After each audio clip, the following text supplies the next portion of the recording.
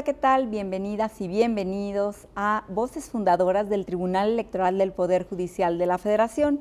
Es un gusto que nos acompañen. El día de hoy tenemos un gran invitado, tenemos a Alfredo Orellana Moyao. Muchísimas gracias, Alfredo, por estar con nosotros en Voces Fundadoras. Gracias por invitarme. Quisiera pedirte si te puedes presentar ante nuestra audiencia, por favor. Muchas gracias, cómo no. Soy Alfredo Orellana, yo estudié Derecho en el ITAM, tengo una especialidad en Cultura de la Legalidad en Flaxo, una experiencia muy bonita, y crucé y terminé mi doctorado en la UNAM, pero pues no me titulé, entonces cuenta y no cuenta. Estudié también Derecho Comparado en Colombia, en Chile, en Estados Unidos, y durante 20 años he dado clase de Derecho Público en diferentes universidades. Siempre he dicho que soy abogado en horas y días hábiles y mexicano de tiempo completo. Excelente. Y platícanos, ¿en qué momento te involucraste en la materia electoral? Pues fue allá por 1993. En ese momento no existía el IFE. Es el nacimiento del IFE, como lo conocimos entonces. Salían los entonces consejeros magistrados, entraban los consejeros ciudadanos, y en ese momento la tesis era ciudadanizar las elecciones. Nació el IFE con el Consejo General de Consejeros Ciudadanos, con una notable ausencia femenina en ese tiempo, visible a estas alturas, no en aquel tiempo, y al IFE lo presidía el secretario de Gobernación, con consejeros ciudadanos y con representantes de los partidos y del legislativo que votaban, y juntos los votos del gobierno superaban en ese momento a los consejeros. A mí me tocó, estábamos en una época muy temprana, yo era muy joven, me tocó ser asesor en ese consejo, y de ahí empezó una historia de seguir siendo asesor en el Consejo General del IFE en procesos 94, 96, 2000, y fue una época fundacional, fue una época en donde había que inventar pues muchas cosas, y había un enorme, yo diría, entusiasmo por el tema electoral. Qué bien. Y platícanos qué estaba pasando en el país en ese momento en que te involucraste. Era un momento de, siempre cada generación diremos que vivimos una crisis. En ese momento había una crisis de legitimidad de los poderes, veníamos de un régimen monolítico, el PRI gobernaba en todos los espacios, 70s, 80s, 90s, no había oposición que tuviera éxito en sus contiendas electorales, y entonces lo que se buscaba definir en ese momento era, primero, reglas claras, venían de tiempo atrás, pero hacía falta un árbitro imparcial, un árbitro confiable, creíble, y eso implicaba tres cosas en ese momento. Uno, la renuncia del Estado a controlar las elecciones.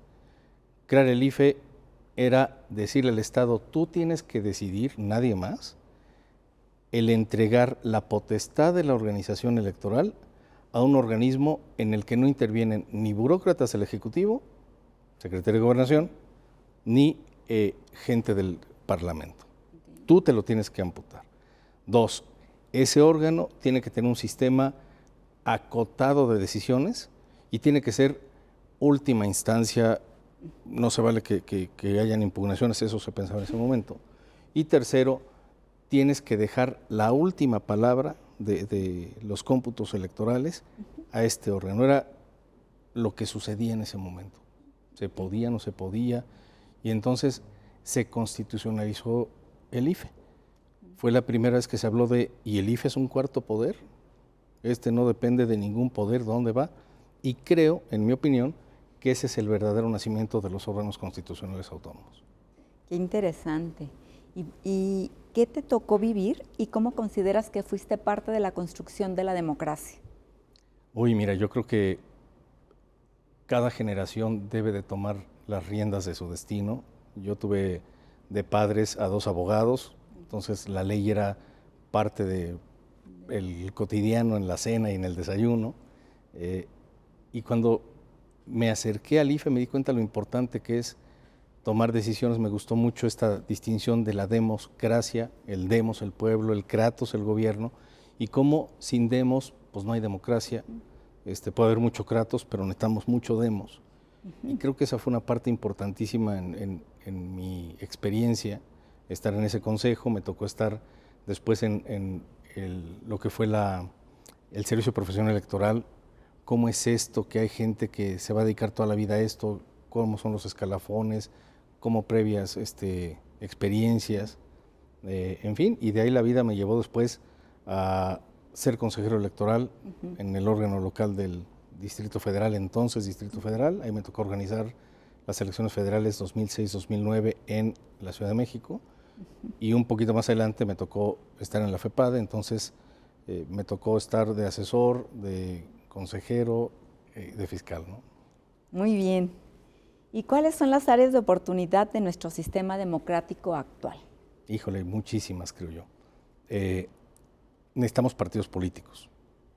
En aquel momento tampoco habían partidos políticos como los conocimos entre los 2000 y 2020. Habían muchos de los que decían partidos satélites, pequeños órganos subsidiados que acompañaban y apadrinaban la legitimidad de un Estado monolítico. Algunos partidos de oposición, derechas e izquierdas más o menos definidas, que después crecieron, y creo que ahorita estamos en una franca crisis de partidos políticos. No solamente de instituciones, nos faltan partidos, pero nos falta ser partidarios de cosas. ¿Cuál es el planteamiento de cada partido político que te puede convocar en pro o en contra del aborto, en pro o en contra del federalismo, en pro o en contra de ciertos impuestos, en pro o en contra de 20,000 cosas que hacen que la gente sea partidaria y que después haga propuestas y después logre votos? Sin eso, pues le falta la película al cine de la democracia. Sí, así es. Y si en tus manos estuviera una reforma, ¿qué propondrías? Hay muchas cosas que creo que vale la pena. La primera cosa que creo que yo propondría es, tenemos que pensar el para qué de los instrumentos. ¿Para qué son las elecciones? ¿Para qué son las coaliciones? ¿Para qué son todo este entarimado que hemos construido? Podemos definir que no lo queremos, yo espero que no, pero si lo queremos, yo lo primero que haría es reflexionemos. No me gustan las coaliciones, no me gusta el sistema de coaliciones, nunca me ha gustado. Creo que en su origen se diseñó como una empresa en la que nos aliamos varios partidos, hacemos una chamba junta y luego nos dividimos los votos como utilidades, francamente como un reparto de utilidades. Hoy los dilemas que vemos respecto de la sobre y subrepresentación que han pasado por el INE, que están ahora en el seno del tribunal, tienen que ver con para qué está hecha la elección, para juntar votos o para convertir los votos en representación. Yo creo que ahí se entraría todo un esfuerzo de reforma en que los partidos sean sólidos, robustos, que puedan crecer, que se puedan aliar, pero que las coaliciones tengan claros límites en su capacidad de convertirse en representación. Okay. Muy bien. Y finalmente quisiera preguntarte, ¿cuál es tu percepción de las instituciones electorales en este momento? Yo creo que como todas las instituciones del país, estamos llegando a un momento. Había un filósofo que decía que cada cambio de siglo implicaba un dilema. 1910, 1810, 2010, pues ya se nos pasó el 2010, ya vamos medio tarde. Creo que las instituciones deben de redefinirse. Desde la parte del Instituto Electoral, yo veo que quizás se empeñó mucho en el tema de los medios de comunicación, en la equidad de la contienda. Creo que ahí se nos pasó la mano porque, hombre, a mí me parece muy bien que los políticos presuman sus éxitos, que señalen el defecto ajeno, de eso trata la lucha y el debate político. Creo que ahí el INE, el destino lo llevó a gastar mucho dinero en eso, mucho esfuerzo. Creo que no tiene debió haber empeñado más dinero en mejorar el padrón electoral. Okay. El padrón electoral lo siento abandonado. Okay. Respecto a lo que fue en los 90s. Creo que tendría que tener un muy claro esfuerzo en mantener prácticamente en tiempo real la distritación. No veo por qué estar usando mecanismos del pasado actualmente. Creo que el INE debiera ser un organismo muchísimo más técnico y cada vez menos político. Creo que se nos fue un poquito al otro lado. Y el tribunal creo que también nació siendo tan poderoso, con tantas expectativas, que en mi opinión se dislocó de la judicatura. Y entonces tener jurisprudencias para efectos electorales que no corresponden a las jurisprudencias para el resto de los individuos, en choques y contrastes, sin una capacidad de solucionar esos dilemas para el orden jurídico propiamente, creo que pues yo trataría de crear una especie de, como están los planos de circuito, una manera, un proceso en el que la Corte, los tribunales de circuito y el Poder Judicial electoral generen criterios que le sirvan a todos los mexicanos. Está muy bien la autonomía, pero que no sea autómata. Okay. Creo que por ahí iría mi propuesta. Alfredo, muchísimas gracias por haber estado con nosotros en Voces Fundadoras. Muchas gracias a ti, Gaby, por la invitación. Felicidades por el programa y una invitación a las nuevas generaciones. Piensen en su destino, remen. El viento hace lo que tenga que hacer, pero hay que hacer algo por el país que queremos. Muchas gracias.